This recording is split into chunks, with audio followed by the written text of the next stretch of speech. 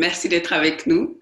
Je m'appelle Omaira Issa, je suis journaliste à CBC en Saskatchewan. Donc, je vous salue des prairies. D'où est-ce que vous vous trouvez à travers le pays? Vous avez mon bonjour. Aujourd'hui, on aura le grand plaisir d'entendre des voix assez importantes dans le monde médiatique dans notre pays sur des questions qui nous interpellent. Bien évidemment, on sait que 2020 a été une année mouvementée, notamment dans les communautés noires à travers le pays. Il y a eu beaucoup de conversations autour du racisme systémique et la mort de George Floyd en mai dernier aux mains d'un policier américain a redonné un nouveau souffle au mouvement Black Lives Matter. Et on a vu évidemment une marée de gens à travers les rues canadiennes, que ce soit dans les petites ou les grandes villes, y compris au Québec, pour réclamer justice. Il y a eu également au cours des derniers mois des discussions dans le monde médiatique, dans l'industrie médiatique, sur la faible représentation de personnes noires dans le paysage médiatique canadien. Et donc aujourd'hui, l'Association des journalistes noirs du Canada a mis un groupe d'excellents journalistes qui sont des voix essentielles dans notre industrie aujourd'hui pour parler de ces enjeux et pour, on l'espère, vous inspirer à trouver des pistes de solutions. Maya Johnson, en ce moment, voilà, allô Maya, Allô. avant même d'obtenir son diplôme en journalisme de Concordia, Maya a réalisé ses premiers reportages à CTV News et en 2016, elle a été nommée chef du bureau de Québec et tout au long de sa carrière, Maya a couvert sur le terrain les nouvelles de premier plan, de nouvelles comme le déraillement et l'explosion de trains à la Mégantic. Et en 2019, elle a été nommée pour le prix Dave Rogers de RTDNA Canada pour son reportage sur l'un des hommes qui a survécu à la fusillade à la Grande Mosquée de Québec. Alors, un grand plaisir, Maya, de t'avoir avec nous. Merci beaucoup pour ta présence. Émilie Nicolas, évidemment, également. Émilie Nicolas est une doctorante en anthropologie, militante féministe et antiraciste. Elle est également chroniqueuse québécoise au Devoir et analyste sur les ondes de CBC. Elle est cofondatrice de Québec Inclusif et consultante à l'Ordre de Montréal. Et au mois de mai 2020, donc tout récemment, elle a remporté un prix d'excellence du SODEP pour son article Maître chez l'autre dans la revue Liberté. Alors, Didier Ormejuste, qui est natif de Montréal, il a débuté sa carrière en présentation sportive à titre de journaliste. Et en 2016, Didier est devenu journaliste et animateur. Donc, ma première question, dans le fond, un peu une question de contexte. Les images qui ont fait le tour du monde, des images sur la mort de George Floyd, on les a vues, ont poussé des milliers de gens à travers le monde dans les rues. En tant que journaliste noir au Canada, à titre personnel, qu'est-ce que la mort de George Floyd a signifié pour vous, personnellement, mais aussi professionnellement? Là-dessus, je donnerai la parole à Maya. Merci, Omaira. Je dirais que personnellement, ça m'a vraiment frappée en tant que nouvelle maman. Je suis actuellement en congé de maternité. Mon fils, mon premier fils, il s'appelle Alexandre. Il a 10 mois maintenant. Et ça m'a vraiment frappée parce que j'ai été traumatisée en tant que mère noire en pensant à l'avenir pour mon fils, puis en se posant des questions. Puis j'avais et j'ai déjà des inquiétudes par rapport à ce qu'il va vivre quand il est plus âgé. Et j'ai des inquiétudes par rapport à comment il va être perçu quand il est plus grand.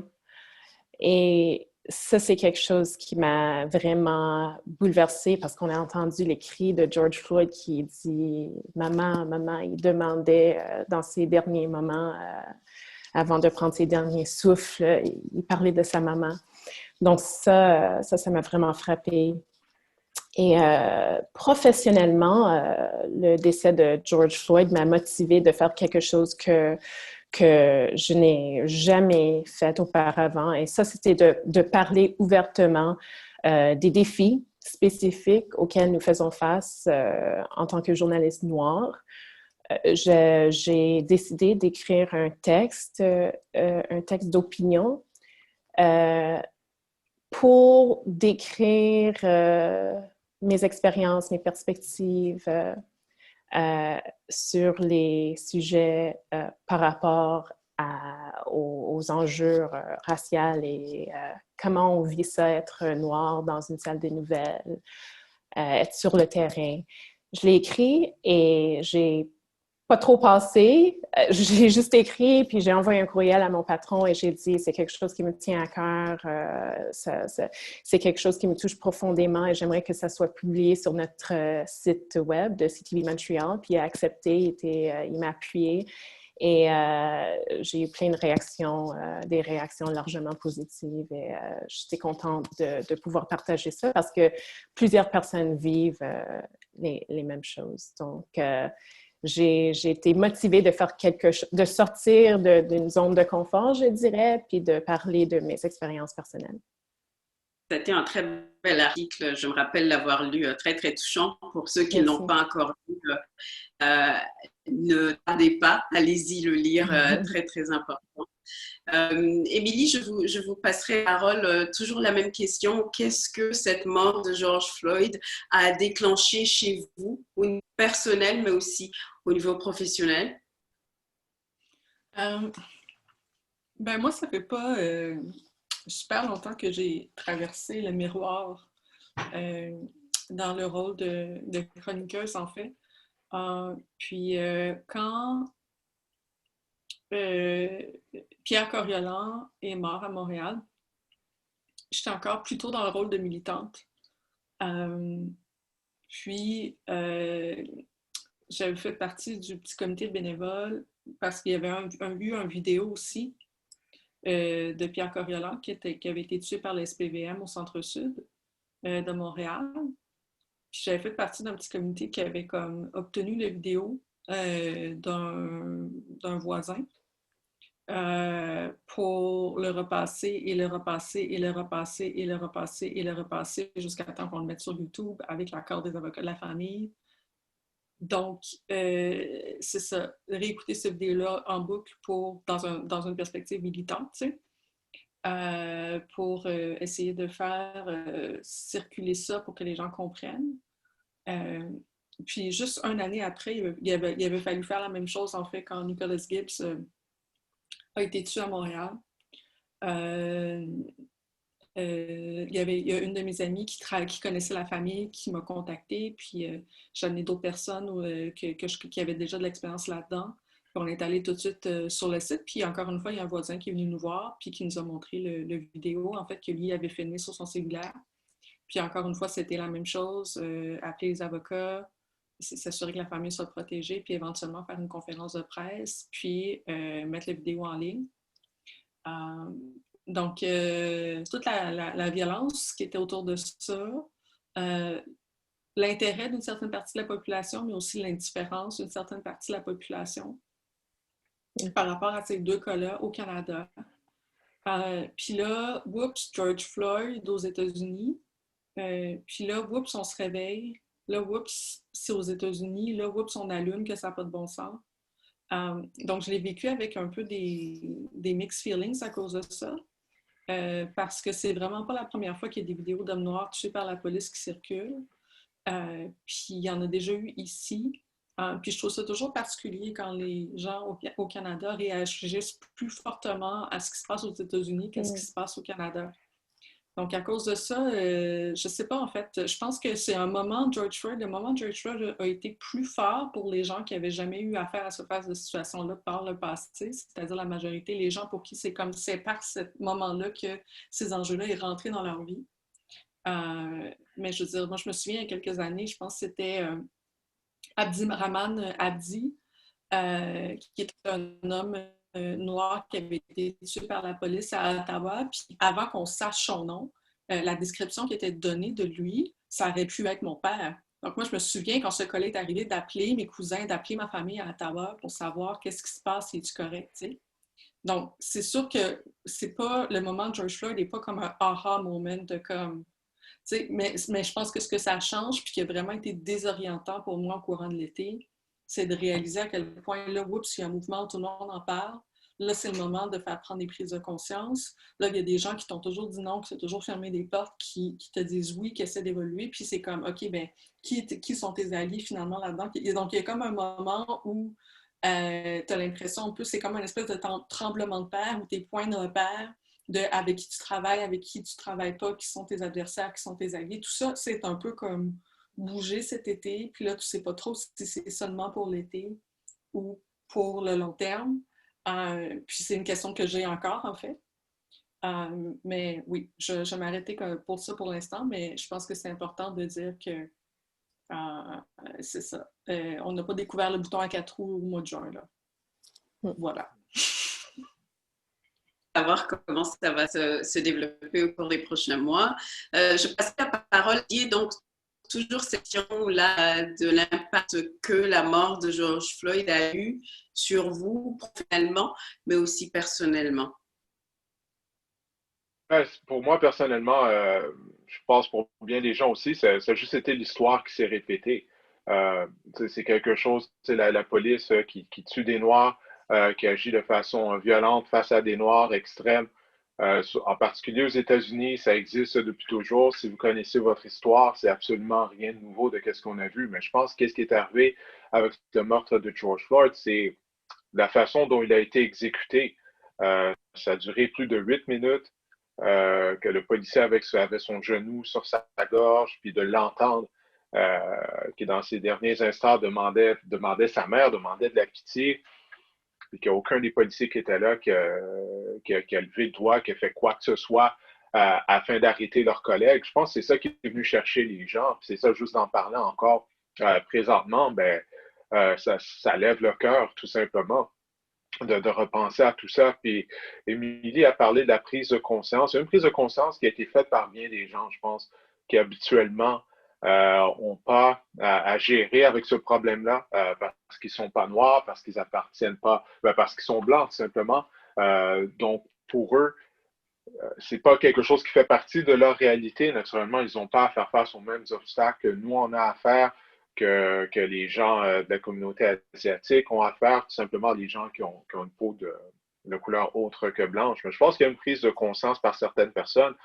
Comme Émilie l'a dit, est-ce que ça va durer? Par contre, on s'est rendu compte qu'il y a une baisse à ce niveau-là. Puis là, lorsqu'il y a eu le meurtre de Jacob Blake, en fait, lorsque Jacob Blake, plutôt, il n'est pas mort, mais lorsqu'il a été criblé de balles par la police, là, ça s'est revenu une deuxième fois, mais on s'était rendu compte que déjà, les faits de George Floyd avaient baissé. Moi, personnellement, ça m'a conduit, tout ce qui s'est passé, la suite du meurtre de George Floyd, des manifestations, c'est devenu un mouvement international, c'est pas juste aux États-Unis. On voit des manifestations contre le racisme, contre les inégalités raciales partout en Europe.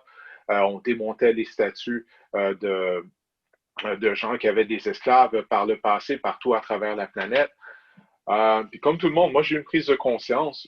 Puis moi, ça m'a mené à écrire une lettre que j'ai envoyée à mes patrons de certaines choses que ça fait longtemps que j'avais en tête depuis des années, puis que j'aimerais voir du changement. Puis en particulier, c'est le manque de diversité qu'il y a dans le domaine où est-ce que je suis, mais étant donné qu'on peut pas changer, que je peux pas personnellement changer le domaine des médias au Québec tout seul, ben, j'ai essayé de me concentrer sur l'entreprise pour laquelle je travaille, la station de télé où je travaille depuis longtemps.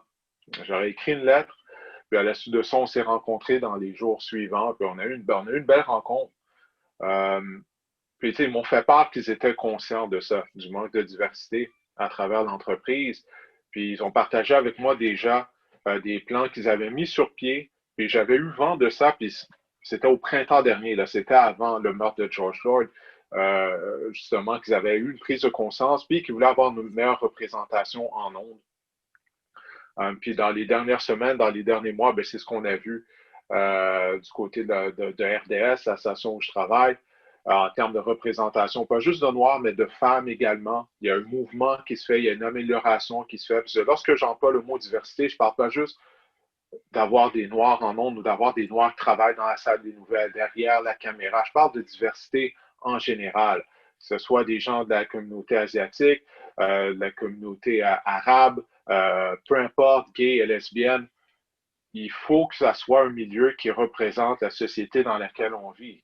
Surtout à Montréal, dans la région métropolitaine, il n'y a pas une journée qu'on ne sort pas dehors dans les rues et qu'on ne voit pas des gens qui viennent de partout à travers le monde. Moi, je travaille pour une station de sport. Les faits saillants qu'on montre à tous les jours, on voit des athlètes de toutes sortes de couleurs qui viennent de partout à travers la planète. On voit des performances par des athlètes masculins, des athlètes féminins, peu importe. Donc, encore plus dans le domaine du sport, il est important d'avoir une diversité parce que le matériel qu'on met en ondes a vraiment une grande diversité culturelle. Puis j'ai fait part de ça à mes patrons, comme je le dis, puis ils ont été réceptifs. Puis je pense vraiment que ce sont des gens qui ont le cœur à la bonne place. C'est toujours difficile de juger de ce que les gens pensent vraiment de cette situation-là lorsqu'ils ne sont pas noirs, lorsqu'ils sont blancs. Mais je peux voir par leur action depuis juin qu'il y a un pas dans la bonne direction. Ce n'était pas juste des paroles, qu'est-ce qu'ils m'ont dit vraiment. Il y a eu du concret. Il y a eu également du concret. Je pense qu'on a eu une amélioration au niveau de la couverture lorsque les joueurs de la NBA ont décidé de protester après les événements de Jacob Blake. Je pense que la couverture qu'on a offerte en ondes a été meilleure que la couverture qu'on avait offerte lorsqu'il y avait des manifestations à la suite du meurtre de George Floyd. Puis ça, c'est quelque chose qu'on m'avait dit à l'interne. Puis je pense que les gens l'avaient pris personnellement. Ils trouvaient que la couverture, ça devait être meilleure, puis la couverture a été beaucoup meilleure. Donc, ça me donne un peu d'optimisme. Mais encore une fois, comme je dis, c'est juste au sein de l'entreprise, de la station où je travaille, que j'essaie d'avoir un impact parce que, tu sais, c'est un monstre. Là. Quand tu décides de combattre le racisme, de combattre les inégalités raciales, c'est un combat d'une vie, tu sais. Puis j'en reviens un peu à ce que Émilie disait tout à l'heure. Est-ce que les gens qui ne sont pas nécessairement concernés directement par ce problème-là, est-ce qu'eux, ils vont poursuivre la bataille? Parce que c'est facile après ça de baisser les bras ou bien de passer à autre chose. Mais nous, on ne peut pas faire ça. Nous, on n'a pas ce luxe-là. Parce qu'on est noir du moment qu'on sort de la maison, ben pour certaines personnes, il y a une cible sur nous. C'est aussi simple que ça. Ça, seulement le temps nous dira si ces gens-là vont poursuivre, si la prise de conscience qu'ils ont eue au cours de l'été va se poursuivre pour les années à venir. Ça, c'est une grande question que j'entends de la part de 3 interventions. Donc, cette question-là de diversité, de représentation, allons-y un peu plus loin dans la conversation. Il y a eu plusieurs journalistes noirs récemment, au cours de l'été, qui ont partagé leurs expériences liées au racisme au travail. Avez-vous fait face à ce genre de défi? Selon ce que vous voulez partager là, sur cette question, on sait bien évidemment que dans notre industrie en ce moment, il y a un moment qu'on appelle en marketing, il y a un moment de prise de conscience dans notre industrie. On a vu plusieurs organisations médiatiques s'ajuster justement dans leur couverture après celle de George Floyd. Si on va un peu plus loin, qu'en dites-vous des genres d'expériences? Je commencerai par Émilie là-dessus. Ben moi, encore une fois, ça ne fait pas si longtemps que ça que j'ai traversé le miroir. Puis je l'ai fait, c'est moi-même qui ai approché, en fait, la rédactrice en chef du Devoir qui venait juste de rentrer en poste parce qu'elle venait juste d'écrire un historial sur Slave, qui faisait beaucoup de sens. Puis je me suis dit que c'était une personne qui semblait avoir des sensibilités à ce niveau-là. Donc, je n'aurais pas approché n'importe qui dans n'importe quel média. Donc c'est ça. Puis il y a eu une réponse super positive. Fait que c'était vraiment en fait une super belle expérience pour moi. C'est comme si I shoot for the stars and I landed on the stars. Mais en même temps, je pense que je suis... oui, c'est ça, c'est le fun quand ça arrive, il faut quand même le souligner. Je pense toutefois que je suis isolée de certains problèmes dans l'industrie parce que je fais de l'opinion. La plupart des gens, du temps, quand les gens sont... la forme dont le racisme systémique s'articule avec les gens dans les salles de nouvelles, la plupart du temps, c'est par comme le weaponization ou du sentiment de neutralité, d'objectivité journalistique, quand les gens se font toujours traités de militants, de ci, de ça, qui ne peuvent pas faire un travail comme du monde parce qu'ils ont des idéaux ou simplement parce qu'ils n'ont pas la perspective majoritaire d'un blanc de la classe moyenne, fait que ça détonne avec l'équipe, puis là, ils se font dire qu'ils ne sont pas sûrs s'ils fit ou s'ils ne fit pas, etc. Puis je me sens un peu comme isolée de ça, justement parce que je fais de l'opinion. C'est pas mon problème. Puis les gens qui veulent que je travaille avec eux, ils savent très bien, justement parce que j'avais un profil public avant, ils savent très bien c'est quoi mes valeurs, puis dans quoi ils s'embarquent en faisant affaire avec moi. Ceci dit, je vois énormément de jeunes reporters ou de gens qui font leur chemin, puis qui sont justement mis sous la pression de l'objectivité, etc., qui ont des enjeux. Puis l'autre enjeu que je vois, c'est que même si tu n'as pas nécessairement de relation conflictuelle de travail ou quoi que ce soit, il y a une pression indue qui est mise sur les gens noirs dans le milieu quand tu es comme le seul de la place, que tu as à faire des affaires qui ne rentrent pas dans ta description de tâche. Puis ça peut même influencer, par exemple, la façon dont j'écris. Si je sais que j'écris sur un truc qui est passé dans l'angle mort de la salle de nouvelles, parce que la salle de nouvelles est homogène, mais ça me fait en sorte que parfois, je vais faire des chroniques qui sont à la fois du reportage et de l'opinion en même temps. Il faut que tu rapportes et que tu commentes la nouvelle. Ça fait des textes qui sont plus denses. Tu sais aussi qu'il faut que tu anticipes tous les trolls qui vont être particulièrement violents. Donc, je fais des textes où je suis toujours en train d'anticiper constamment dans la façon dont j'écris les réponses, tu sais. Donc, il y a un ensemble de choses où je sais que si j'avance des trucs en faisant juste je donne mon opinion, ce qui est après tout mon travail, si c'est pas appuyé par des faits et des faits qui appuient les faits, des faits qui appuient les faits, qui appuient les faits, on va remettre en cause ma crédibilité. J'ai d'ailleurs subi une plainte complètement ridicule au conseil de presse l'an passé qui a été battue, là, mais tu sais, carrément un lecteur qui m'accusait d'inciter à la violence parce que j'avais mentionné la crise de cas dans un article. Tu sais, comme des trucs vraiment complètement absurdes, mais en même temps, il faut aussi que tu fasses face à ça, fasses face à ça. Puis en fait, j'avais fouillé dans les archives du conseil de presse, puis j'avais réalisé que la seule autre personne chroniqueuse au Devoir qui avait subi une plainte depuis 2005, je pense, c'était Fabrice Ville, tu sais. Donc, il y a comme une façon aussi dont le conseil de presse peut être utilisé comme genre Karen qui appelle le manager, ben là, il peut y avoir du monde qui appelle le conseil de presse pour gérer les Noirs qui les dérangent dans l'espace public aussi.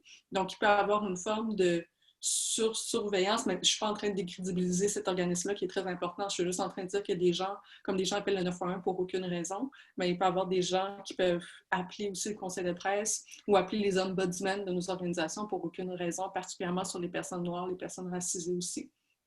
Donc, il y a ça aussi qui peut arriver, qui est indépendamment, en fait, de la bonne ou de la mauvaise volonté des gens dans les organisations pour lesquelles on travaille. Puis la dernière chose que je dirais aussi, c'est que le fait d'être la seule, ça veut dire que ça me met aussi dans le média pour lequel je travaille dans une position où je deviens comme un symbole de quelque chose. Puis le nombre de messages haineux que je reçois est aussi amplifié à cause de ça. Parce que dans le fond, les gens en fait écrivent au directeur du Devoir pour se plaindre que j'existe. Mais c'est comme si je deviens le symbole du virage éditorial qui s'est fait au Devoir de vouloir reconnaître le racisme systémique, etc. Puis, c'est ça, fait que c'est quelque chose qui est plus grand que moi, mais qui dirige une forme de mécontentement envers moi, qui personnalise finalement le débat d'une façon que s'il y avait plus de personnes, ça ne serait pas personnalisé ou focalisé, l'attention ne serait pas focalisée sur moi de la même façon. Et dans un monde où la violence en ligne est très forte, la focalisation sur ma personne peut être en fait dangereuse, carrément, pour ma sécurité. Particulièrement cet été, c'était très intense. Là, je pouvais recevoir une centaine de messages haineux par jour. Wow. Donc ça, c'est pas...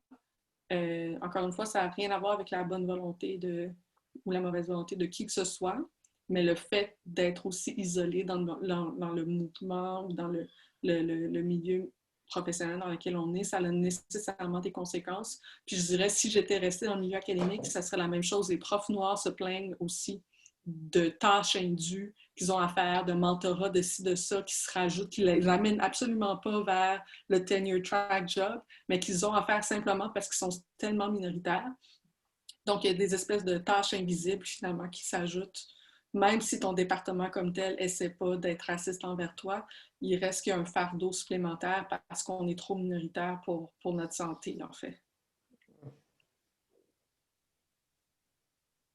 Un sujet très important, surtout quand ça vient aux choses qui suivent particulièrement dans l'espace public. Très bon point. Maya, j'aurais la question donc sur cette question de avez-vous fait face à ces genres d'expériences? Personnellement, mon expérience, c'est complètement différente. Et Émilie, c'est vraiment, ça me lève le cœur d'entendre que tu fais face à ça, de recevoir des messages haineux régulièrement. C'est horrible. Moi, je ne peux pas dire que j'ai été ciblée de même ou, par exemple, que quelqu'un m'appelait the N-word, comme on dit en anglais. C'était pas des choses si évidentes que ça. C'est des choses qui sont beaucoup plus subtiles, mais qui ont un impact quand même. Et je pense que c'est important de parler de ça parce que c'est parfois les choses qui sont subtiles et moins évident à nommer, c'est des choses qui nous blessent énormément. Par exemple, se faire juger à cause de tes cheveux crépus naturels.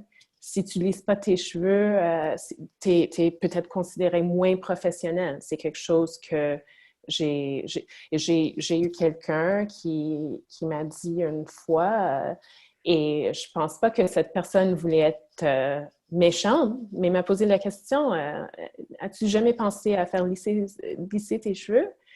Puis j'ai pleuré plus tard parce que c'est une question d'identité. Est-ce que ça veut dire que quand je suis en onde, moi-même, avec mes cheveux crépus, que c'est pas acceptable ou que c'est moins professionnel? Donc, c'est des choses plus comme ça. Et je dirais aussi, c'est pas... Et c'est complexe parce que c'est pas juste les personnes blanches. Parfois, c'est dans notre communauté. Il y a des femmes noires qui m'ont critiqué pour ça. Donc, ça, c'est difficile aussi. Je pense qu'il doit y avoir une prise de conscience dans notre communauté aussi pour se poser les questions. Pourquoi est-ce que nous-mêmes, parfois, nous considérons que certaines choses sont moins professionnelles que d'autres? Pourquoi on ne peut pas nous accepter nous-mêmes? L'autre chose, c'est que parfois, il y a des gens qui vont nous poser des questions comme « Oh, d'où venez-vous? C'est quoi vos origines? » Ça, c'est quelque chose qui me dérange. Ça peut paraître banal, mais le sous-entendu, si je peux dire ça, c'est que je ne suis pas québécoise, tandis que je suis née ici, j'ai grandi ici, je suis québécoise. C'est sûr que mes parents, je suis très fière de mes origines jamaïcaines. Mes parents sont des immigrants, ils viennent tous les deux de la Jamaïque et j'en suis très fière.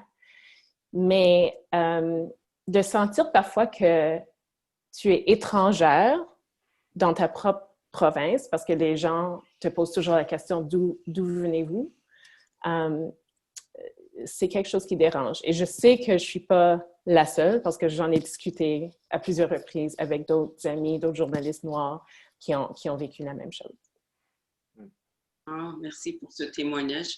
Je passerai la parole à Didier, donc toujours sur cette question-là des expériences un peu plus désobligeantes, disons ça comme ça. Ouais, ben en tout cas, qu'est-ce que Maëve vient de parler, moi, personnellement, lorsqu'on me demande de où est-ce que je viens, puis je sais c'est quoi là, qui est derrière cette question-là, moi, je réponds Ville d'Anjou. Puis, puis c'est là que j'ai grandi, puis habituellement, là, les gens sont comme confus. Non, non, d'où tu viens vraiment? Puis je dis, ben, Ouais. l'utérus de ma mère. C'est ça que je leur réponds. Fait que moi, je règle ça comme ça, puis là, après ça, ils savent plus trop quoi dire, là, tu sais, vraiment. Parce que ça fait longtemps que je dis avec cette question-là. Émilie, en tout cas, lâche pas ton travail. Je peux juste m'imaginer ça doit être quoi, tu sais, de recevoir ces messages-là de la part de gens. T'es forte, t'es toujours là, puis laisse pas ça t'intimider. Continue de faire ce que tu fais, parce que si tu faisais pas un bon travail, ben, tu ne recevrais pas de messages comme ça. C'est malheureux que tu dois devoir gérer ça. Mais si tu faisais pas un bon travail, tu ne serais pas prise dans cette situation-là. Fait que vraiment, de tout cœur, je suis avec toi. Ouais, puis pour ce qui est de répondre à la question, ouais, pas de problème. Pour ce qui est de répondre à la question, bon, moi, j'ai pas à dealer avec ce que Émilie a à dealer parce que je couvre du sport. Donc, règle générale, quand tu couvres le sport, tu as moins à devoir gérer ce genre de situation-là parce que, bon, oui, le sport, c'est important pour certaines personnes, mais je pense que les gens comprennent que c'est pas si sérieux que ça. Mais c'est plutôt au niveau de l'industrie où est-ce que, à travers le Canada, je parle là du journalisme sportif, écoute, il y a zéro diversité. Grâce à mon travail, j'avais la chance de voyager à travers le pays là, avec la pandémie. On ne voyage pas, la saison de la Ligue canadienne a été annulée, mais étant donné que je suis attitré à la couverture des Alouettes de Montréal, ben, je me promène à travers le pays. Je vais pratiquement dans chacune des provinces, du moins dans chacune des provinces où il y a des équipes de la Ligue canadienne. Puis partout où est-ce que je vais, lorsque je vais aux disponibilités médias, ben, c'est très homogène. Hein, tout le monde se ressemble. Il y a zéro diversité où à 99%, tout le monde est pareil. Mais je dirais une chose, moi, qui m'a dérangé, c'est par le passé, il y a des gens qui se sont attaqués à moi via les médias sociaux. Ça, c'est plus des vieux journalistes qui, selon moi, devaient se sentir dérangés de voir quelqu'un plus jeune d'eux, noir, puis qui connaît son affaire.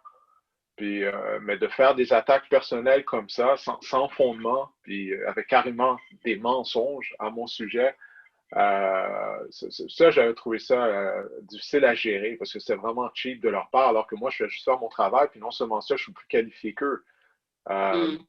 J'ai joué à un haut niveau au football. J'ai des contacts à travers la Ligue canadienne. J'ai des relations avec des joueurs de la Ligue canadienne, également avec des joueurs qui jouent dans la NFL. J'ai quand même couvert 10 Super Bowls. Je peux mettre mon CV contre n'importe qui ici, du moins au Québec, en termes de journaliste sportif.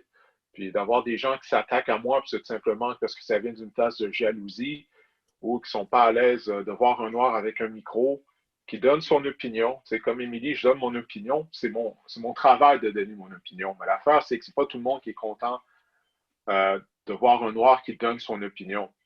Puis surtout, puis des fois, c'est exactement la même opinion que d'autres collègues blancs donnent. Puis là, eux, c'est correct. Mais là, parce que ça vient de moi, ben là, ça, c'est pas correct. Là, on s'attaque à moi. Fait qu'avec le temps, je me suis bâti une carapace. Puis aussi avec par où est-ce que je suis passé, mon background, je suis habitué d'être la minorité. Je suis habitué d'être le seul noir dans mon environnement.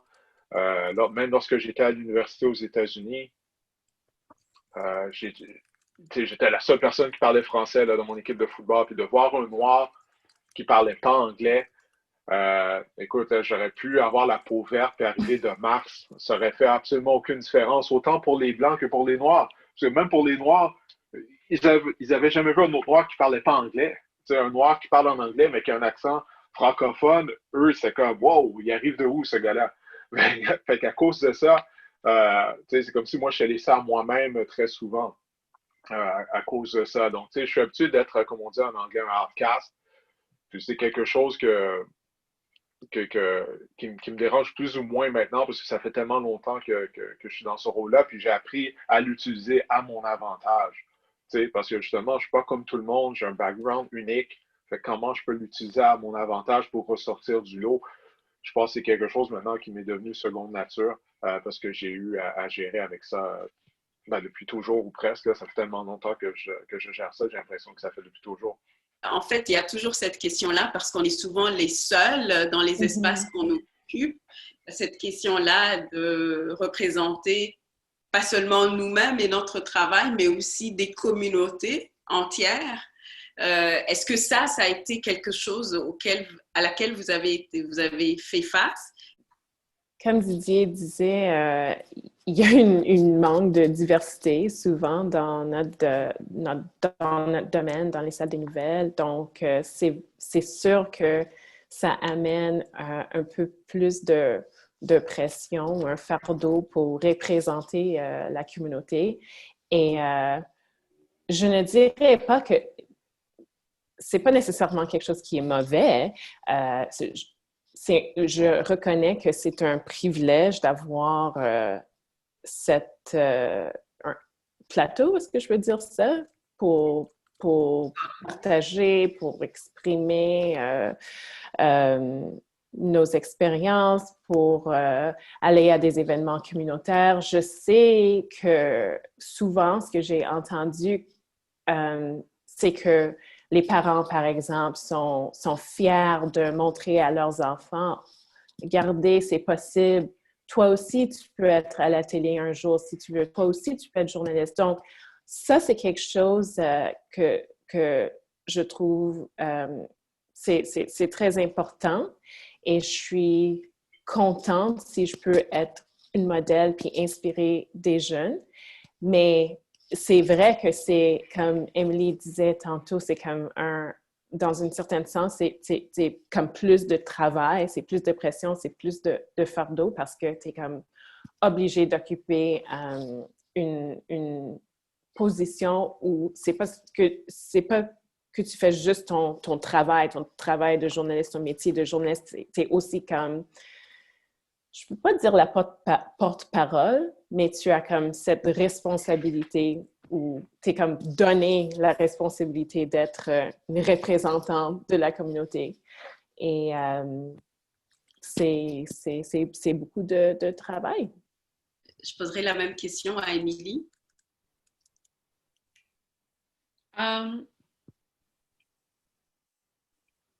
C'est intéressant cette question-là parce que c'est une question piège auquel il n'y a pas de bonne réponse, en fait. Parce que vu qu'il y a comme un sous-déficit, il y a tellement de déficit de représentation, de représentativité, en fait, dans les médias, que c'est comme si chacun d'entre nous porte le fardeau d'être des représentants, même peu importe notre volonté, en fait. Parce que les gens veulent se retrouver dans les médias. Fait qu'il y a aussi il y a un risque de backlash. C'est-à-dire que si tu dis quelque chose, puis la communauté n'aime pas ce que tu dis, l'affect ou la réaction émotive à ça est plus importante, justement parce qu'on n'est pas 10 000. Tu sais. Par contre, il y a quelque chose aussi de très...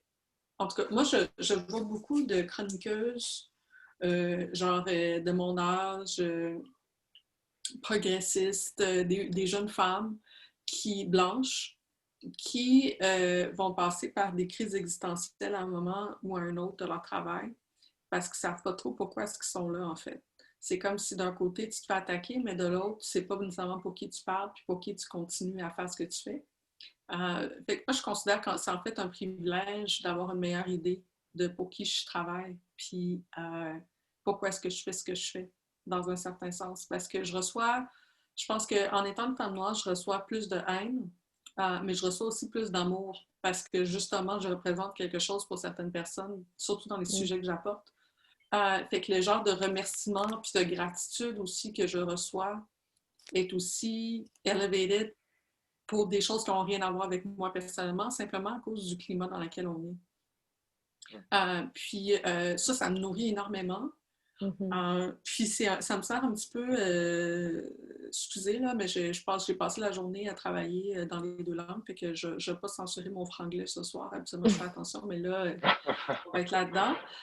Mais tu sais, ça me sert un peu de moral compass en même temps, parce que c'est comme, c'est aussi la communauté. Si tu essaies de couvrir des choses qui sont dans les angles morts, ben, c'est aussi quand je vois tout ce qui se passe dans les communautés, je veux pas, je me nourris de ça. J'essaie de voir qu'est-ce qui est là-dedans devrait mériter de l'attention. Puis je fais de mon mieux avec le petit bout de plateforme que j'ai pour amener ça dans ma chronique à CDC Radio, à celle dans le Devoir. Fait que cette relation-là avec la communauté, pour moi, elle est extrêmement positive. En fait, c'est ce qui me donne une pertinence.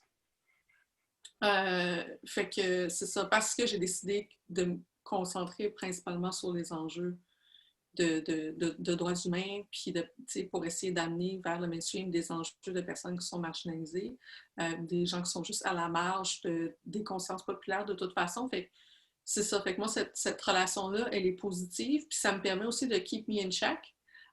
Les gens, surtout dans le milieu militant, quand si tu dérapes ou si j'avais des angles morts moi-même qui restaient, je me le ferais dire. Puis j'ai beaucoup de gratitude pour les gens qui ont assez confiance envers moi aussi pour me le dire en privé. Tu sais, plutôt que de se battre sur Twitter, comme ça se passe beaucoup dans le Black Twitter de Toronto, n'est-ce pas? À Montréal, le Black Twitter, on fait pas ça. On s'écrit en privé plus. Puis ça donne pas des shows comme ça se donne à Toronto. Puis je pense que j'ai de la gratitude pour ça aussi. Donc, c'est ça. Pour moi, c'est une relation qui est positive. Bref, mais je peux comprendre que aussi ça peut être vécu en fait, ça fait juste que le travail est complètement différent, en fait. Que la personne qui a la même description de tâche, puis qui n'est pas dans la situation dans laquelle je suis, ça fait juste en sorte qu'on a peut-être le même titre, mais on travaille absolument pas de la même façon, avec les mêmes motivateurs, puis avec les mêmes types d'encadrement éthique, en fait. Didier, est-ce que vous êtes avec nous? Toujours cette question, donc, de représentation. Oui, je veux dire, qu'est-ce qu'on vit en étant le seul noir ou la seule noire dans le domaine? Il y a plusieurs autres noirs qui le vivent, mais dans des domaines différents, pas juste dans le domaine du journalisme, de la télé. Moi, j'ai des amis qui travaillent dans d'autres domaines, puis lorsqu'ils entrent dans le meeting, dans une réunion, ils sont tout seuls. Ils sont le seul noir. Il n'y a pas d'autres gens d'autres couleurs que blanches dans la salle de réunion. Fait, c'est sûr que ça ajoute une responsabilité. On aimerait tous être juste des journalistes, point. On ne voudrait pas nécessairement être des journalistes noirs, mais veut pas, il y a toujours cette étiquette-là, parce qu'il n'y en a pas d'autres ou il y en a très, très peu. Mm-hmm. Puis encore une fois, c'est comme ça dans plusieurs domaines, que tu ne peux pas juste faire ta job, tu ne peux pas juste te concentrer sur ton emploi parce que tu es le seul de ton groupe. Puis à cause de ça, oui, il y a une responsabilité qui nous est imposée, qu'on le veut ou non, qu'on le veuille ou non. Puis c'est ça, comme je vous disais, à la suite du meurtre de George Floyd, lorsque j'ai écrit à mes patrons, puis je les ai rencontrés, je veux pas, c'est comme si je me suis retrouvé dans une position où je n'avais pas le choix de faire preuve de leadership. Parce que lorsque je vous disais, j'ai une prise de conscience, c'est que je me suis dit, OK, si moi je ne le fais pas, qui va le faire? Exactement. Si moi je ne réécris pas une lettre, qui va le faire? Puis il n'y a personne d'autre qui va le faire parce que je suis tout seul. Puis peut-être eux ne sont pas conscients de certaines choses dont je leur ai fait part aussi. Parce qu'eux, ils ne vivent pas la même réalité que moi. Fait que c'est pour ça, j'ai écrit cette lettre-là, puis je suis allé les rencontrer. Puis c'est pas nécessairement quelque chose que ça me tentait de faire. Mais c'est comme si, j'avais pas le choix. J'étais comme, OK, j'ai pas le choix de prendre la responsabilité puis de faire preuve de leadership. Puis je pense que pour tous les gens qui appartiennent, qui ont une peau de couleur différente que blanche, puis qui sont les seuls dans le domaine où ils travaillent, je pense que tout le monde ressent ça. Puis ça vient avec le territoire d'une certaine façon, tout simplement. Émilie, je sais que vous aviez mentionné un peu plus tôt la question de l'impartialité. Si on pourrait juste... parce que c'est quand même une question qui est revenue énormément au cours de Black Lives Matter. On l'a vu au Canada, mais aussi aux États-Unis, où il y a eu des journalistes noirs qui ont vu leur objectivité, leur intégrité professionnelle sous la loupe. lorsqu'il couvrait des histoires portant donc sur des personnes noires. Est-ce que c'est une question qui vous interpelle? Est-ce que c'est une question qui reste d'importance dans le moment où on se trouve en ce moment? Je pense qu'il y a comme deux choses qu'on confond, qui sont tous les deux des problèmes, là, mais des fois, il y a la question de l'objectivité et de la neutralité, puis il y a la question du devoir de réserve sur nommer publiquement des choses par rapport à nos propres employeurs, qui peut être perçu aussi comme des enjeux de neutralité, de ne pas donner son opinion, mais il y a les deux en fait en même temps. T'sais? Puis je pense que par exemple cet été, à CBC Radio-Canada, ça a beaucoup brassé à l'interne. Puis tu sais, je prends l'exemple de Adrienne Harewood, je pense à Ottawa, qui est allée à Canada, qui a parlé de ce qui se passe à l'interne. Habituellement, tu n'as pas le droit de faire ça, ils ont comme laissé aller, tu sais. Mais il a genre donné son opinion comme ça pour faire évoluer l'industrie qui est vraiment pas facile. Puis justement, tout le monde qui passe à travers des plateformes comme Canada Land, qui est le média qui observe les médias, c'est toujours un peu délicat. Mais en même temps, cette culture-là du silence peut faire en sorte que le changement est beaucoup plus lent sur certaines affaires. Fait que c'est comme ce qu'on a vu, c'est en anglais, c'est comme des lettres de démission ou des gens qui sont déjà partis puis qui expliquent pourquoi ils sont partis. Fait que c'est comme ça crée une conversation qui est guidée par une fois qu'il est déjà trop tard, en fait, parce qu'on ne permet pas aux gens de s'exprimer pendant qu'il est encore le temps de réparer les relations. T'sais. Puis pendant ce temps-là, en français, ça ne se fait pas encore. Même s'il y a plein de monde aussi qui quitte et qui stagne, ou qui font des stages, puis qui ne restent pas après leur stage parce qu'ils sont à bout de ce qu'ils ont vécu dans leur stage. Mais ça, ces conversations-là ne se font pas en public parce qu'il y a encore cette culture-là de si tu vas dénoncer, tu ne seras plus employable ailleurs. Donc, c'est comme la culture est encore là. Fait qu'il y a ça qui est comme un bobo, puis il y a l'autre bobo qui est la question de la neutralité, l'objectivité journalistique qui fait en sorte que quand tu pitches une certaine forme de nouvelles, quand tu pitches une certaine forme d'idée, ou même dans les entrevues, j'entends des gens qui passent en entrevue avec certains médias puis que ça fait partie des questions d'entrevue. Penses-tu que tu vas être militante? Penses-tu que tu vas être activiste? Penses-tu que c'était vraiment à ta place comme journaliste si tu as tes valeurs ou si tu serais, tu sais, il y a une espèce de screening qui se fait. Puis souvent, ça va être utilisé après ça pour dire « mais je ne suis pas sûre que tu devrais rester après ton stage ». Puis ça, c'est vraiment systémique. Puis j'ai même pas besoin de nommer un média en particulier parce que c'est vraiment comme ça dans un paquet de salles de nouvelles. Puis c'est aussi un problème. Puis dans ce que je constate aussi, on va se dire les vraies affaires ce soir, c'est pire en français à ce niveau-là. Je ne pourrais pas nécessairement expliquer pourquoi, mais il y a la conversation sur people's lived experience influence how they think est plus avancée dans le milieu médiatique anglophone. Je ne veux pas dire que c'est un milieu parfait, au contraire, je veux juste dire qu'il y a plus de conversations qui ont eu lieu en anglais à ce niveau-là. Puis ici, on est encore dans neutralité. Puis ça tue des carrières, en fait. Ça tue des carrières.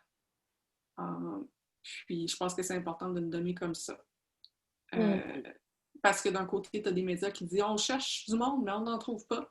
Puis d'un autre côté, moi, je vois plein du monde qui voulait rentrer puis qui se sont fait tuer leur carrière. Fait que je suis un peu tannée d'entendre les deux choses des deux côtés. Donc, je vais juste le nommer comme ça. Si je peux juste ajouter, excusez-moi de vous interrompre, mais juste ajouter à ce qu'Amélie vient de dire. Ça devient une question de l'œuf ou la poule. En tant que la représentation en ondes, qu'est-ce que je veux dire plus précisément?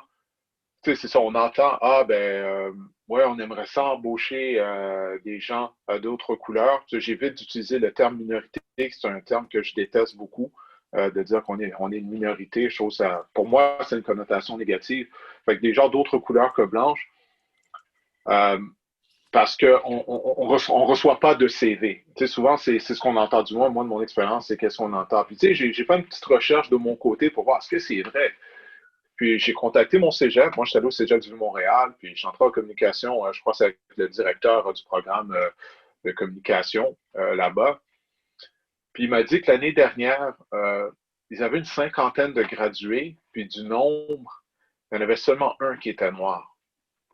Puis ça, c'est un cégep. OK? Je n'ai pas fait le tour de tous les cégeps à travers la province ou tous des programmes de com ou de journalisme dans les universités. Mais peut-être qu'il y a un peu de vrai, il y a du vrai, pas peut-être, je crois qu'il y a du vrai quand ils nous disent qu'ils n'ont pas de CV. Mais par contre, et c'est là que je donne l'exemple de l'œuf ou la poule, la raison peut-être pourquoi il n'y a pas de CV de gens d'autres couleurs que blanches, c'est parce que la représentation en ondes, elle est très homogène. Si tu es un jeune, puis tu regardes les bulletins de nouvelles ici au Québec, tu regardes la télé québécoise en général, tu te dis, ben OK, pourquoi je vais aller essayer de percer dans ce domaine-là? Ils ne vont jamais me donner une chance parce que tu ne vois pas de gens qui te ressemblent.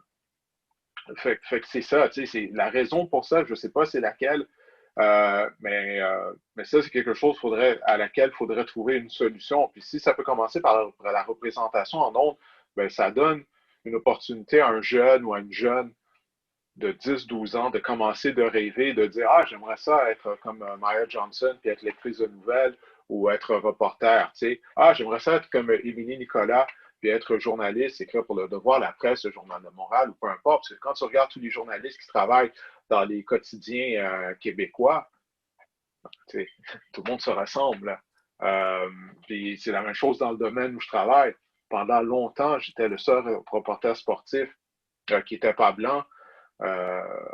Au Québec. Là, il y en a quelques-uns qui se sont ajoutés durant les dernières années. Andy Pressoir, Mickey Guerrier. Mais pendant longtemps, j'étais tout seul. Puis je me dis, tu sais, puis moi, c'est une des raisons pour laquelle j'ai jamais pensé à faire ce que je fais aujourd'hui comme travail quand j'étais jeune. Parce que j'en voyais jamais ici. Pourtant, j'étais un grand fan de sport. J'en mangeais du sport quand j'étais jeune, ça n'a aucun bon sens. Pas juste en pratiquant, mais lorsque je regardais la télé, c'était tout le temps du sport. Les jeux vidéo que je jouais, c'était des jeux vidéo de sport. Puis ça m'a jamais même effleuré l'esprit de devenir lecteur de nouvelles, de devenir reporter ou animateur, parce que je voyais jamais des gens qui me ressemblaient. Puis lorsque j'ai finalement commencé à voir des gens qui me ressemblaient en ondes, c'est lorsque je suis allé à l'université aux États-Unis. Puis Dieu seul sait comment la situation aux États-Unis, c'est n'importe quoi. On est quand même mieux traité ici qu'aux États-Unis. Mais parce que j'étais aux États-Unis, je regardais le bulletin de nouvelles locales, puis la lectrice de nouvelles était noire. Puis même, elle était venue à mon université pour nous parler. Je regardais les gens, que ce soit ESPN, il y avait des reporters noirs, tout ça. Puis là, lorsque je suis revenu ici au Québec, là, j'ouvrais mon téléviseur, puis tout le monde était pareil, c'est homogène. Tout le monde en ondes était blanc. Les comédiens dans les séries étaient blancs. Alors que quand j'étais aux États-Unis, je pouvais écouter des sitcoms où est-ce que, il y avait des noirs où la majorité des gens, des personnages étaient noirs. Au moins, il y avait quelques personnages latinos également. Il y avait une meilleure représentation asiatique, tout ça. Là, je suis revenu au Québec. J'étais comme, mon Dieu, je trouvais ça tellement évident. Puis c'est une des raisons pour laquelle je n'ai jamais reconnecté avec la culture québécoise. Puis je parle au niveau de la télé, au niveau des films.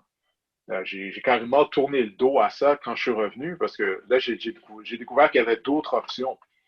Puis là, ces options-là, puis ça, de qu'est-ce que je vous parle, c'est au début des années 2000. Là, on est rendu en 2020. Puis là, ces options-là, ils entrent dans notre maison. Ce que je veux dire par là, c'est que là, maintenant, tu as Netflix, tu as Prime Video, tu as tous les streaming. Puis là, tu regardes, mon Dieu, il y a une belle représentation dans plusieurs séries télé. Parce que justement, ils sont conscients que ben, si on a de la diversité dans nos séries télé, ben, ça fait en sorte qu'on va aller chercher des gens qui vont regarder notre série, qui vont streamer notre série, des gens en Afrique, des gens en Asie, s'il y a une représentation asiatique dans nos émissions, dans nos films également. Ils sont conscients de ça. La diversité est une force. La diversité te permet d'avoir des idées différentes, surtout lorsqu'on parle de la télé, du domaine journalistique. C'est bon d'avoir des gens qui pensent de façon différente. Ça te permet de te renouveler, d'amener des choses nouvelles en ondes. Mais de refuser constamment d'avoir une diversité, c'est de te limiter. C'est de ne pas faire preuve de vision, puis c'est d'ignorer une grande partie de la population. Donc, de cette façon-là, en plus, tu diminues ta possibilité de revenus parce que tu ignores une grande partie de la population. Pour moi, ça ne fait aucun sens. Mais malheureusement, au Québec, on voit ça souvent. Je sais que dans l'industrie, il y a une prise de conscience par certaines personnes. Mais vas-y, Maïa, vas-y. D'accord avec ce que Didier disait, Émilie aussi. C'est sûr que si on ne se voit pas à la télé, peut-être on ne va pas penser qu'il y a de la place pour nous. Donc, c'est pour ça que la représentation est tellement importante, puis la diversité est tellement importante dans la salle des nouvelles. La représentation fait en sorte que les jeunes puissent s'inspirer puis dire, OK, c'est une possibilité, je peux trouver une place, je suis capable de le faire. Donc, ça prend des modèles. L'autre chose, Émilie a parlé des anglophones versus francophones, les médias anglo versus franco, et je vais partager avec vous une anecdote qui parle de cette notion d'objectivité et comment les enjeux ou les questions raciales sont traités différemment parfois dans les médias francophones versus anglophones. Moi, j'ai fait un reportage sur le blackface il y a quelques années et j'essayais j'essayais justement dans ce reportage spécial, comme un reportage qui était un peu plus de longue durée que d'habitude, c'était pas un reportage de 2 minutes, c'était comme plus 6-7 minutes, d'analyser cette différence, d'essayer d'expliquer cette différence, ces différentes perspectives et donner un peu de contexte pourquoi certaines chroniqueurs, chroniqueuses sur le côté francophone pensaient d'une façon et d'autres sur le côté francophone, c'était totalement différent. Et j'ai interviewé une chroniqueuse très connue, Lise Ravary, au Journal de Montréal. Elle travaille pour le Journal de Montréal et chroniqueuse sur 98.5 actuellement. Puis, c'est sûr qu'il y a une différence, un clivage, je dirais, entre la couverture de blackface, quand il y avait des controverses là-dessus. S'il y avait des comédiens, par exemple, qui faisaient le blackface ou des skits bye-bye sur Radio-Canada, par exemple, il y avait toujours des controverses. Puis il y avait un clivage entre les couvertures du côté francophone, du côté anglophone. Et quand j'ai été nommée chef de bureau à Québec, Lise Ravary a fait une chronique justement sur le fait que je suis noire, anglophone, issue d'une communauté culturelle, puis j'étais rendue à Québec à l'Assemblée nationale et j'étais la seule noire quand j'ai été nommée. C'est pas pour dire qu'il n'y en avait pas auparavant, mais dans ce temps-là, j'étais la seule. Donc, elle parlait justement du fait que il y avait comme une manque de diversité. Puis, elle a commencé la chronique pour dire que je l'avais interviewée au sujet de blackface. Et je l'ai écrit juste parce que je veux que ça soit précis. Elle a écrit la citation et que elle était venue m'interviewer sur le blackface au Québec, un sujet délicat. Rendue à ma porte, j'ai constaté qu'elle était noire. Sera-t-elle objective? Sera-t-elle objective? M'a rapidement traversé l'esprit. Personne n'est à l'abri de préjugés. Et je le salue pour l'avoir avoué, pour l'avoir dit, parce que parfois, les gens disent « Oh non, ils sont très sur le défensif », mais elle a avoué qu'elle m'a vue, elle a constaté que j'étais noire et immédiatement, elle a posé cette question « Est-ce qu'elle serait objective sur cette question de blackface? » Donc, c'est sûr que parfois, les journalistes noirs, ils font face à ces questions sur leur capacité d'être objectifs, mais c'est dérangeant parce que ça nous questionne sur notre professionnalisme. C'est ça qui est dans le fond. Oui, je suis noire, mais je suis capable de faire la part des choses, puis être journaliste qui est capable de poser des différentes questions, avoir des différentes perspectives, puis avoir une certaine neutralité, parce que c'est ça ma job, c'est ça, je suis payée pour faire ça. Donc c'est quelque chose qu'on vit parfois, oui, absolument, en tant que journaliste noire. C'est sûr que le titre de notre discussion aujourd'hui, c'est « Joie et défis ». On a passé beaucoup de temps sur les défis. Parlons rapidement de joie. On n'a pas beaucoup de temps parce qu'il faut quand même permettre aux gens de poser une ou deux questions. Très rapidement, c'est sûr qu'on est là-dedans. s'il n'y en avait pas de joie, je ne sais pas s'il y en aurait beaucoup qui seraient toujours là. Alors, qu'est-ce qui vous donne quand même une lueur d'espoir dans notre industrie, Maya? Je te passe la parole rapidement, OK. ensuite aux autres. OK. Rapidement, j'ai pris des notes, donc je vais juste regarder vite. Je dirais la visibilité pour la Canadian Association of Black Journalists après le décès de George Floyd. Je pense que oui, effectivement, il y a une prise de conscience et ça va faire en sorte que ça peut amener des changements réels. Et je le vois. Je le vois, c'est sûr qu'on voit des efforts pour recruter plus de personnes issues des communautés culturelles pour avoir plus de représentation en ondes, des bourses, par exemple, des stages, et je trouve ça très important. Et aussi, cette vague de solidarité. Comme par exemple, Omaira, je ne vous connaissais pas avant, mais on s'est comme rencontrés sur Twitter parce que vous avez lu mon article et puis on a eu des beaux échanges. Puis j'ai eu des échanges comme ça avec plusieurs journalistes noirs à travers le pays que je ne connaissais pas auparavant. Donc j'ai vraiment, ça m'a vraiment inspirée, m'a fait chaud au cœur de savoir que, OK, je ne suis pas seule, il y en a plusieurs. Quand même, c'est sûr qu'il y a beaucoup de travail à faire, il reste beaucoup de travail à faire, mais j'ai rencontré virtuellement ou sur les réseaux sociaux plein de monde qui sont dans cette bataille et qui travaillent fort pour justement améliorer la diversité et la représentation. Merci. Émilie, rapidement, de votre côté, qu'est-ce qui vous donne une certaine joie ou une lueur d'espoir en ce moment? J'ai parlé du fait que j'avais quand même beaucoup de gratitude pour tout l'amour que je recevais. Justement, c'est comme la rançon de la gloire. Là. Je suis comme polarisante. Là. Fait que je reçois des deux extrêmes. Puis des fois, le cerveau fait en sorte qu'on se concentre sur les extrêmes négatifs plus. Parce que c'est comme le biais négatif. Si on reçoit 12 commentaires positifs puis un négatif, on va plus se souvenir du négatif.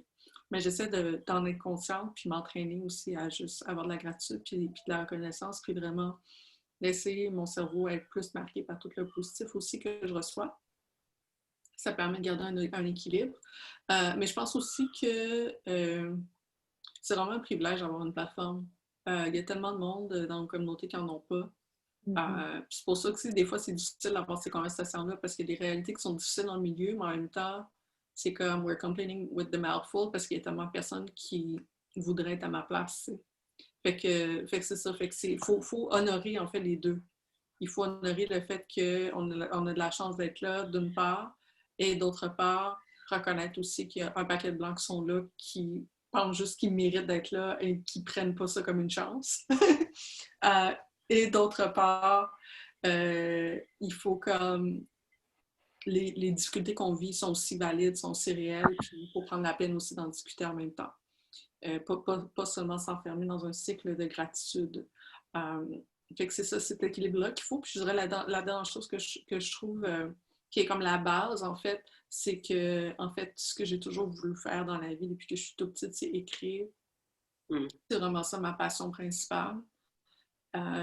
Puis le fait de pouvoir être payé pour le faire, même si c'est des pinottes de pigiste, je suis pas une personne très matérialiste qui a besoin de beaucoup. Mais ça me garde heureuse de pouvoir faire ce que j'aime. Puis d'avoir le sentiment, justement parce que tu as une plateforme dans une institution qui est respectée, ça donne le sentiment d'être utile, puis c'est le fait d'être lu, en fait, de penser, quand tu vois des commentaires qui font en sorte que les gens ont fait évoluer leur opinion parce qu'ils t'ont lu, c'est ça pourquoi on fait ce qu'on fait, tu sais. Donc oui, du négatif, mais le négatif, on l'endure justement parce qu'on sait, je pense, en tout cas moi, je pense savoir pourquoi je fais ce que je fais. Merci, Émilie. Alors, Didier, je vous passerai la parole également là-dessus rapidement. Vos moments de joie et de lueur d'espoir. Ouais, je vais être plus bref que tout à l'heure, étant donné qu'on va manquer de temps. Je dirais d'espoir, tu sais, je vais boucler la boucle. Tu sais, je vous ai parlé de la rencontre que j'avais eue avec mes patrons au cours de l'été à la suite du meurtre de George Floyd. Puis, tu sais, j'ai vu que concrètement, c'est pas juste des paroles, qu'est-ce qu'ils m'ont dit, tu sais, en ayant une conversation avec eux, on peut les regarder droit dans les yeux. Euh, Tu sais, je crois vraiment qu'ils étaient sensibilisés à la cause. Puis, là, maintenant, ça fait quoi? Peut-être 4, 5 mois plus tard, il y a eu du changement concret. C'est sûr, il y a toujours du progrès à faire, mais il y a eu du changement concret, puis il continue d'avoir des projets afin d'amener plus de diversité à la station où je travaille. Puis comme je disais tout à l'heure, on ne peut pas changer le monde, on ne peut pas changer la province au complet, mais si on peut essayer, avec les positions qu'on a, si on peut essayer d'influencer le domaine dans lequel on travaille, déjà là, je pense que c'est un pas dans la bonne direction parce qu'en même temps, il y a beaucoup de gens, il y a beaucoup de Blancs qui aimeraient aider la cause. Il y a beaucoup de Blancs aussi qui voient qu'est-ce qu'on voit aussi, le manque de diversité. Je sais, j'ai déjà eu des collègues par le passé, puis c'est pas juste dans les 6 derniers mois, mais je parle dans les dernières années, qui m'ont parlé qu'eux-mêmes, ils trouvaient qu'il y avait un manque de représentation dans notre domaine au Québec. Fait qu'il y a des alliés. Comme Émilie disait tout à l'heure, c'est pas tout le temps bon qui sont tes alliés, mais il y en a. C'est une question de les identifier, parce que ces gens-là sont prêts à nous aider, sont prêts à donner des opportunités à des gens. Fait que c'est là-dedans que je vais chercher de l'espoir, puis que ça me motive à me dire, OK, éventuellement, les choses vont changer. En fait, elles ont déjà commencé à changer, mais c'est à souhaiter que ce changement-là va se poursuivre, puis il va grandir afin que le milieu devienne le plus inclusif possible. Et en tant qu'homme noir qui est dans un milieu blanc, comment penses-tu pouvoir pousser ce message de diversité raciale et créer un environnement sans discrimination raciale? Vous avez déjà parlé de ça, mais ouais, ce que je vais dire à propos de cette question-là, c'est que c'est pas ma responsabilité en même temps. C'est pas ma responsabilité, c'est pas celle de Maya, c'est pas celle d'Émilie, c'est pas ta responsabilité à toi. Parce que lorsqu'on parle d'inégalité raciale, de racisme, on est les victimes. C'est la même chose pour le sexisme. C'est pas aux femmes de trouver une solution au sexisme. C'est aux hommes de trouver une solution. C'est aux hommes d'arrêter d'avoir cette mentalité-là, d'avoir certains agissements envers les femmes. C'est la même chose. C'est pas à nous à porter ce poids-là là, de devoir régler le problème du racisme, des inégalités raciales. Donc, comme je l'ai dit tout à l'heure, moi, j'ai pris sur mes épaules d'essayer d'améliorer la situation où est-ce que je travaille. Parce que moi, je peux pas me regarder dans le miroir et puis de rester inactif face à ça, parce que c'est vraiment une cause que j'ai à cœur. Mais en même temps, c'est pas à nous de rester debout la nuit et essayer de trouver des solutions. Parce que ce ne sont pas nous qui sommes en charge, ce ne sont pas nous les gestionnaires, ce ne sont pas nous qui prenons les décisions, ce sont à ces gens-là de trouver des solutions, de se regarder dans le miroir et d'avoir une prise de conscience afin d'essayer d'améliorer les choses. Merci beaucoup, Didier. Je pense que ce serait définitivement le mot de la fin. Merci à vous, Didier Orméjus. Merci, Émilie Nicolas. Merci, Maya Johnson. Merci à tous ceux qui nous ont joints pour cette conversation. Merci évidemment à l'Association des journalistes noirs du Canada qui a organisé cette belle table ronde et l'occasion pour moi de vous dire qu'en fait, ce webinaire sera disponible sur YouTube dès la fin de semaine et ça sera sur CABJ Espace Média. Alors, allez-y le revoir ou le repartager avec vos proches. Merci beaucoup. Merci, Omaïfa. Merci, bonne fin de soirée à tous. Au revoir. Au revoir.